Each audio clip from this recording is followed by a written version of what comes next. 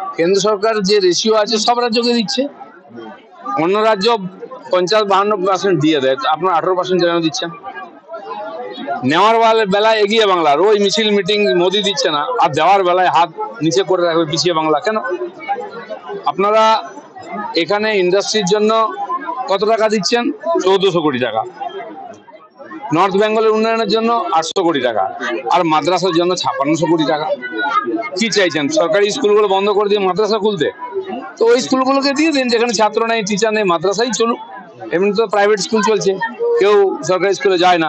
এবার মাদ্রাসা স্কুল হবে আর বাংলাদেশ হবে, সেদিকেই নিয়ে যাচ্ছেন। তো সেই জন্য এখানে ডিএনএ তো অভিযোগ আছে, কোনোদিন এরা পারবে না অন্য রাজ্যের সঙ্গে কেন্দ্রের সঙ্গে। সাধারণ মানুষের জন্য উন্নয়ন বলুন, ইন্ডাস্ট্রি বলুন, যদি ইন্ডাস্ট্রির জন্য আপনারা চান, মাত্র কেন 1400 কোটি টাকা দিচ্ছেন? বেশি দিন, তাহলে বেশি উন্নয়ন হবে। ওনারা জানেন কেউ আসবে না, ইন্ডাস্ট্রি হবে না, বছরে একবার একটা সামিট করে ছবি টবি তুলে আর দেখিয়ে দিন আমরা খুব চেষ্টা করছি, আবার কিছু নাই। কিন্তু তো বিনা বরাদ্দেই হয়েছিল, এখন সেটাই চালিয়ে যাচ্ছেন। হয়তো বাড়াবেন 26-এর যে ইলেকশন আছে তার আগে যে বাজেট হবে সেখানে বাড়ানো হবে, সেরকম তোমার ইলেকশনের জন্যই বাজেট তৈরি হবে। এখন বলছে এই বছরটা চালিয়ে দেখুন, এদিকে টানলে ওদিকে পা বেরিয়ে যাচ্ছে। যেমন গঙ্গাসাগরের ব্রিজের জন্য 500 কোটি টাকা, টোটাল মাস্টার প্ল্যানের জন্য 500 কোটি টাকা। উনি 14 বছর হয়ে যাওয়ার পরে টাকা বরাদ্দ করলেন। যদি ইচ্ছা আছে করার, মুখে বলছিলেন, কেন করেননি? কেন্দ্র তো টাকা দিতে চায়।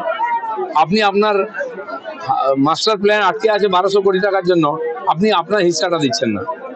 500 কোটি টাকা দিয়ে আটকে রেখে দিলেন, কবে হবে পুরোটা? পরে ইলেকশন আপনি থাকবেন কিনা ঠিক নেই। গঙ্গাসাগরের ব্রিজ কত হাজার কোটি টাকা খরচা হবে জানি না, আমি 500 কোটি টাকা দিচ্ছেন, কি কাজে লাগবে? লুট হয়ে যাবে। তো ইচ্ছা থাকলে আপনি আগে করতে পারতেন, আর কেন্দ্র সরকারের সহযোগিতা নিতে পারতেন। এখন এয়ারপোর্ট হতে পারে, রেল লাইন হতে পারে, হাইওয়ে হতে পারে কেন্দ্রের টাকায়। তো এইগুলো কেন নিচ্ছেন না আপনি? কি দেখাতে চাইছেন?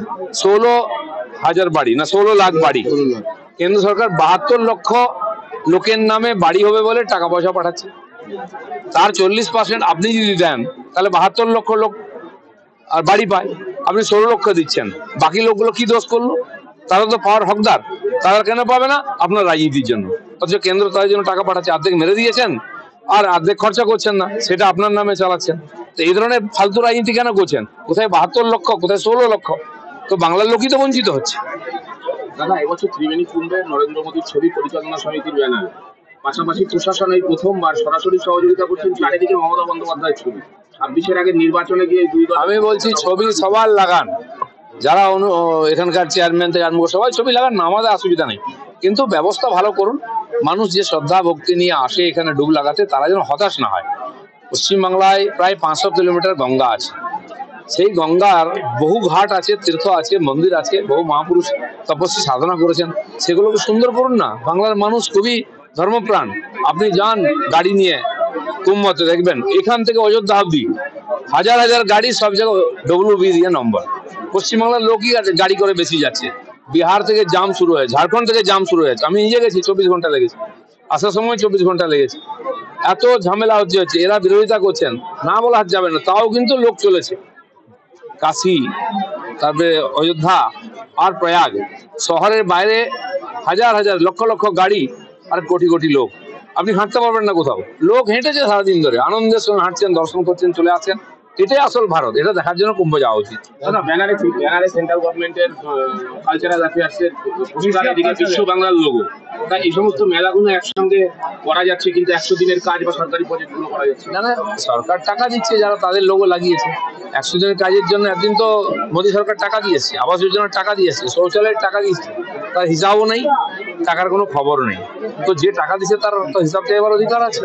আপনি হিসাব দেখাবেন না, চোখ দেখাবেন, এটা তো চলতে পারে না।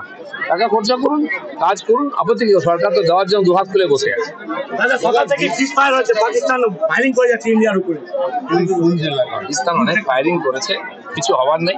নিজের লোকেদের পেটে রুটি নাই, ভাত নেই, গামছা নেই, জামা কাপড় নেই, সেটা দিক। ভারতের সঙ্গে লড়াই করতে করতে অধিকারী হয়ে গেল।